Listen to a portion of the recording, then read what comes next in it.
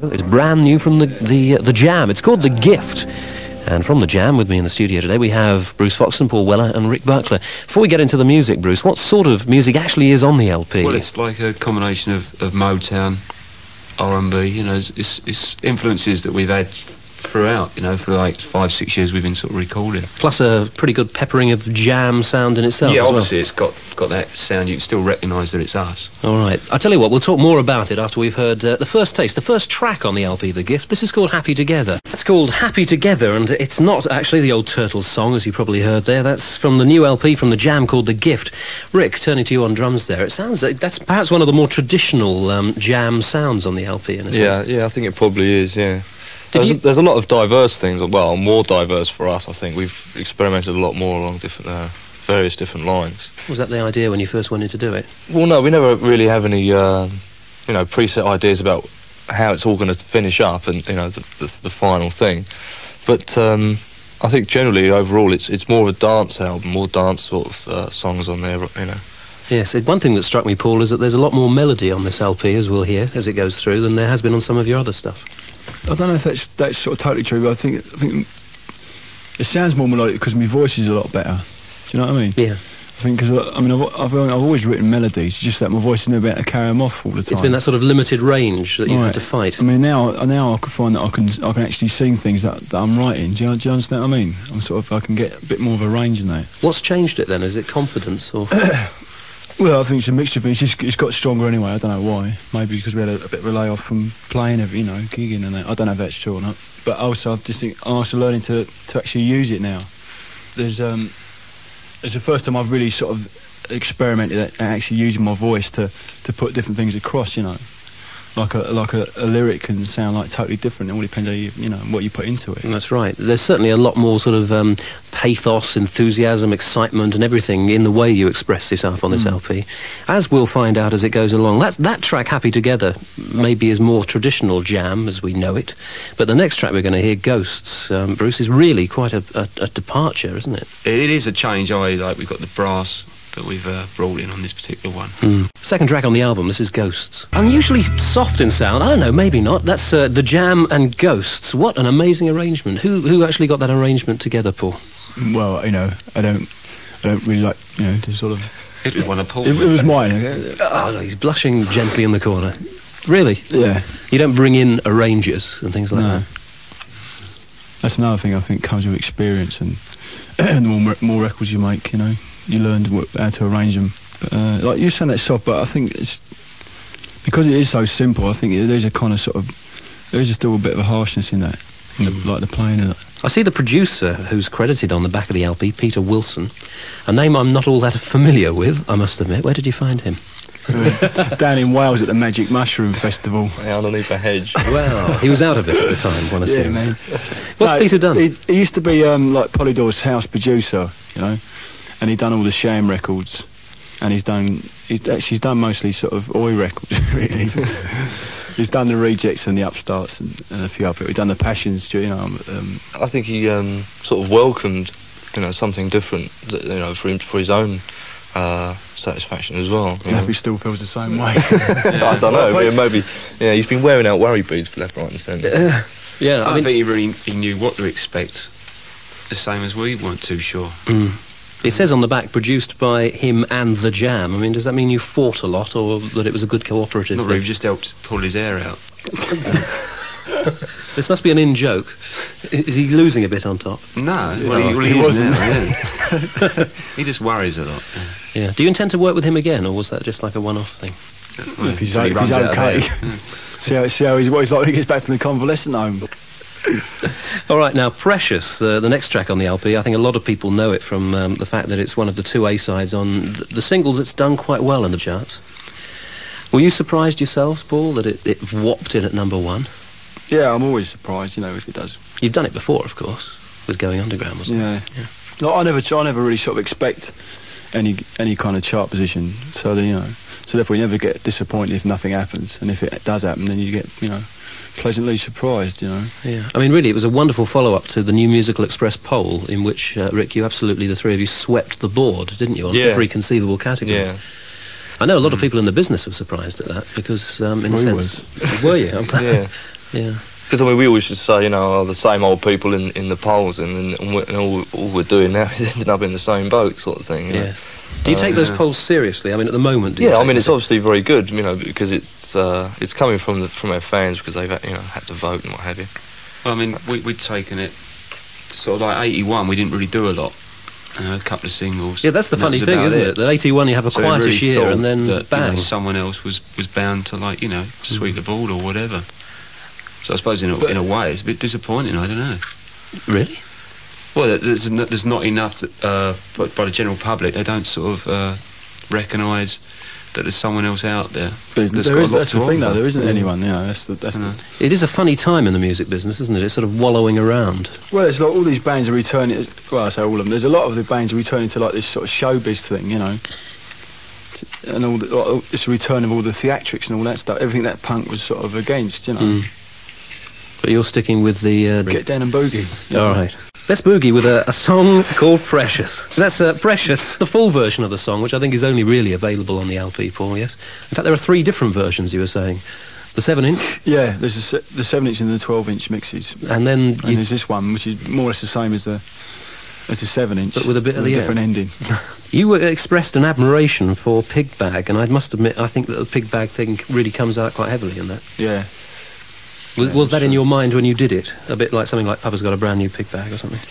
It's not necessarily in my mind to say I'm going to rip that off. I don't think it is a rip-off, it's just a feel of the thing. Whatever I'm listening to at the time is always influences what I write, People sort of, a lot of people have said that, that I've sort of blatantly nicked stuff and that, but it's not really that. I'll do it with, it's out of respect, and also just that I can't help being influenced by what I'm listening to, What was the influence behind Just Who Is the 5 O'Clock Hero? Because I must admit it's a song that left me wondering who is the 5 O'Clock Hero. Well, it's the geezer who comes home from work every night, There's all this... Really the whole song comes from the title, which is what I started with. And it's like, like everyone that thinks of heroes as being like the film stars and the pop stars.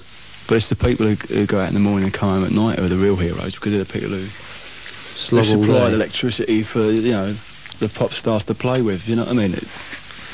So that's basically what it's about. But it's also a touch of irony to it as well. Just Who Is the 5 O'Clock Hero? A song that immediately reminded me a bit of That's Entertainment when I heard it. But I do like the middle section of that song, Paul. And all the brass playing along there. Yeah, it's great. Actually, moving over to Bruce, who are the brass players in there? Well, it's 2 guys. There's a person called Keith Thomas on sax, and the other one's Steve Nicol, plays trumpet and keyboards. What have they done before? I think, Keith was with a band called Second Image, and that's really how we got in touch with him. And through him, he got in touch with Steve Nicol, the trumpet player. It adds a whole new dimension. It's really good. Yeah, it's things we sort of experimented with in the past, with like session guys particularly, like on Going Underground.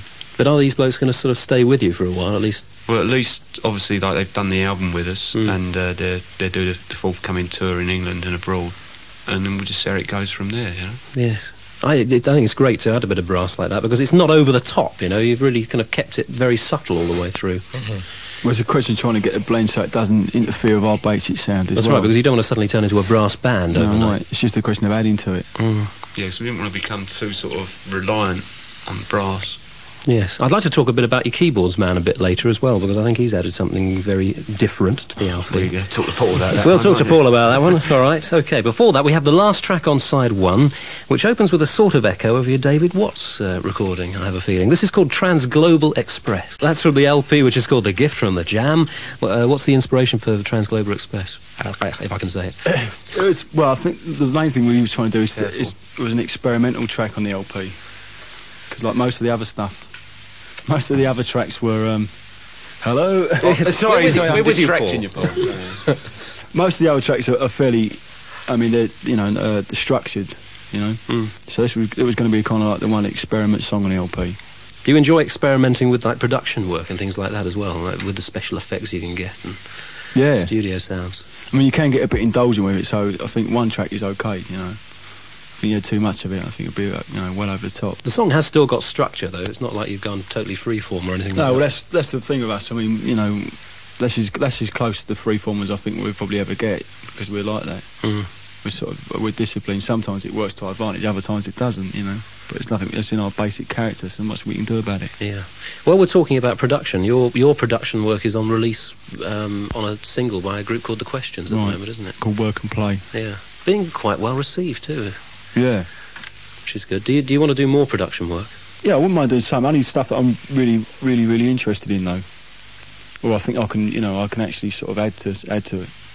You don't Not see just for the yourself. sake of it. You don't see yourself turning into a producer in the near future. Not totally, no.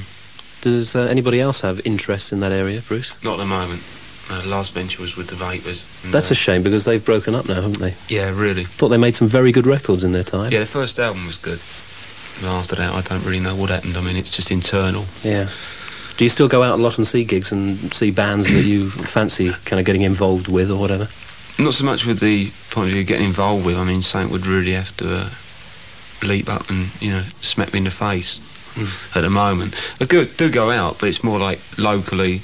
It's very difficult up in town because you find yourself, I mean, without being big-headed or whatever, you just find yourself, if you go to a certain gig you're going to like, there's quite a good chance there's going to be people there that like the Jam, and then you're going to finish up talking about what the Jam are doing as opposed to watching the gig. Yeah, right.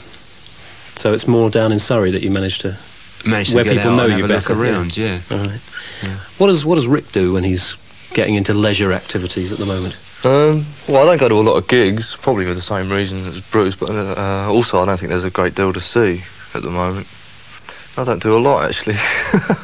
Look forward to getting back in the studio again, I yeah. Let's get back onto record again with Running on the Spot, which, well, I'll tell you what I think about this after we've heard it. It's silly to say it before. This is Running on the Spot from the LP called The Gift. Running on the Spot, the sound of the Jam, and Paul, I mean, there's very 60s sort of mix on that track, and I mean, in fact, it really runs through the LP, a very 60s mix all the way through. Do you think so? Yeah. I think most of the tracks didn't actually need that much mixing anyway, did they? I think a bunch of basic sounds were there. It always worries me a bit when I make a sweeping statement and the people who create the record say, "Really?" What do you think? Well, I mean, I'm always influenced by 60s music. Everyone knows, you know. Yeah. But I think this is probably more contemporary sounding LP than we've ever done. I don't know what contemporary sounding means anymore. What do you mean by that? Because contemporary, most people think of this sort of Kraftwerk synthesizer type stuff, or. No, I don't know either. No. It's frightening, isn't it, that is the case, that there isn't music for the 1980s, if you like, you know. It certainly has a very live sound, Bruce. Yeah, that's something again, we've been trying to do for the last couple of LPs. What, to actually do it, to do it live, to get it to go sound. in and put it down and go back in, one of us, and record the bass or the drums again. There's a few tracks on this album that we really have done that. Yeah. The gift, like the last track which we come to. Yeah. That's live. We've done that with Pete Wilson on the Hammond organ. On the organ. Yeah, because we get bogged down with like technology, and separation, which we I've went always around thought, when the more tracks you have, like 32 track recording things, you get so obsessed with it, and digital recording techniques. With us, you can fall into it. Yes. And also precision playing and all that stuff. That sort of getting every note and every beat perfect. It's pointless. All that. It's feeling and what counts. It's what gets people going anyway. Do you know what I mean? Yes. I must say I prefer the Town Called Malice live version that's on your 12-inch single. I think it's got a lot more buzz than even the studio-bound one, which is sort of a bit of atmosphere. Yeah, and you can hear the crowd enjoyed it a lot. We're not playing with it in this program. Actually, it was canned. Oh, they were multi-tracked. Here's one that it's an instrumental track called Circus. I can imagine the Jam sort of doing one of those shadows dances around the stage to some parts. Do you? Yeah. Great. I'm glad I got a good imagination in that case. So it's called Circus, an instrumental. Cliff comes on and does a number of his and all. It's been 16 minutes since I slept with someone.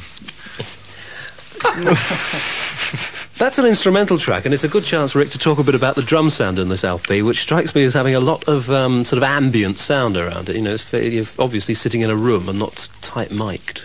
Yeah. Why are you doing it that way? Studios was a very big room, and it's it obviously sounds, I think, a lot better to have a lot of space around the kit.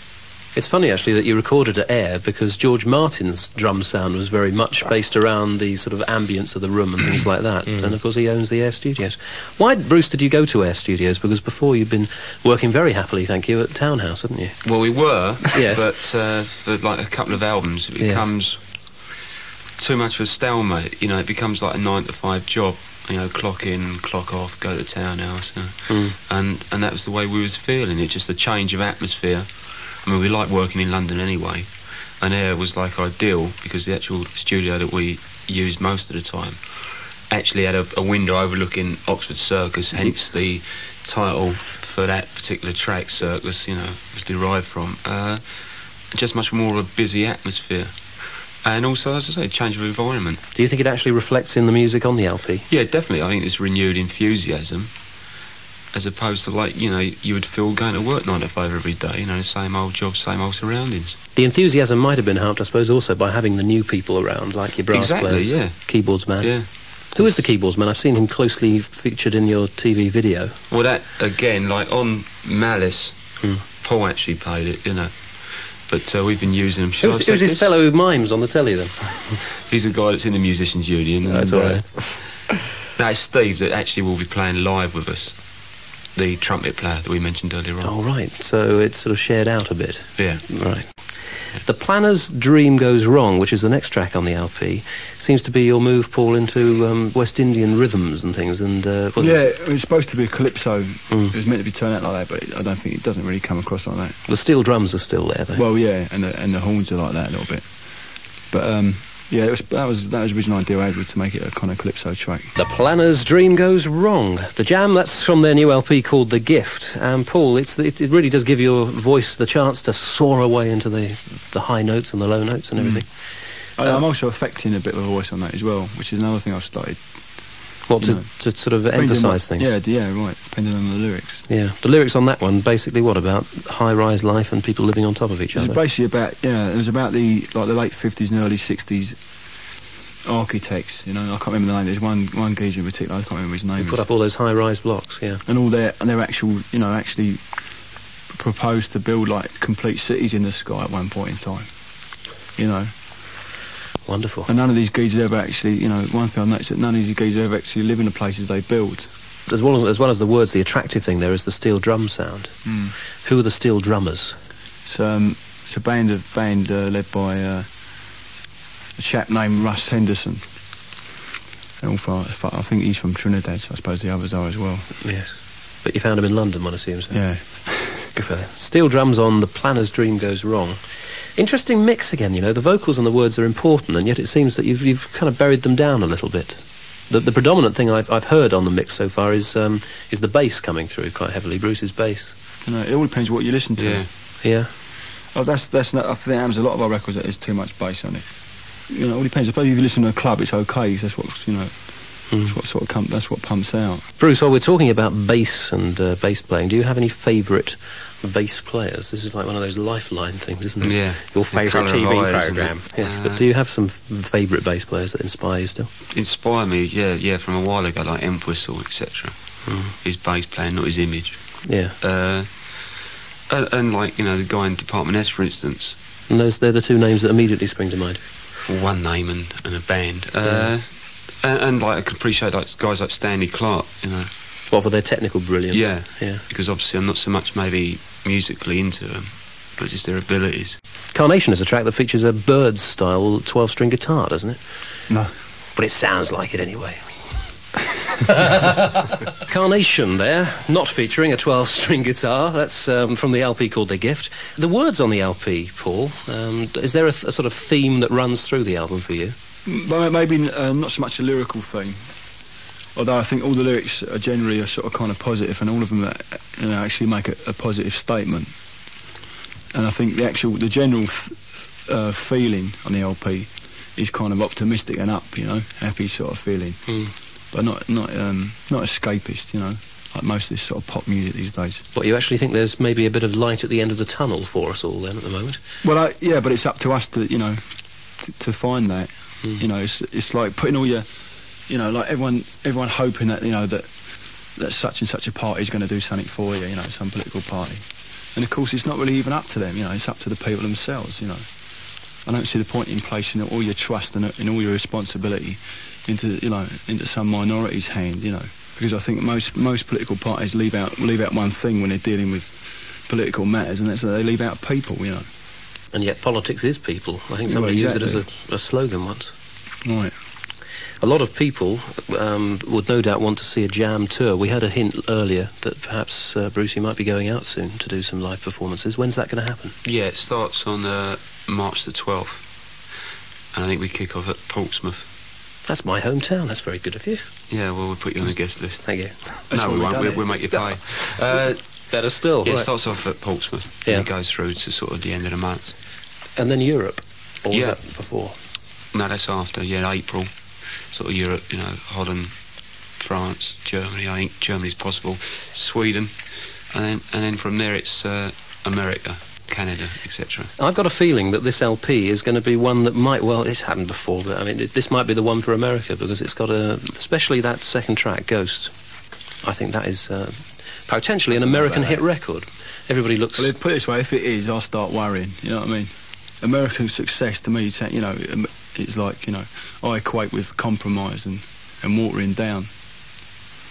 So I you know, unless it was a success in its own right and recognising it in its own right, then fair enough. But for it to become like mainstream success, I don't see it happening anyway. You know, so I'm quite optimistic about that. We'll have a nice tour when you go over there anyway. We're going to skip the last but one track, Rick, which is a town called Malice. I think some people might have heard that before. Yeah. So let's go on to the last track of the LP, which is the title track. And it has got an excellent drum sound on it as well, which is The Gift. Can you tell me anything about the recording of this? Well, that one, Yeah. more so than any other track on the LP, was done live. You know, as close as live as you could possibly get it. We had keyboards in the studio at the same time as well. You know. Well, featuring the Hammond organ of Peter yeah. Wilson as well. This is The Jam and The Gift. That really does capture The Jam live, doesn't it? That is The Gift. And my thanks to Paul, Rick and Bruce of The Jam for coming in today. The Gift will be in the shops in the very near future.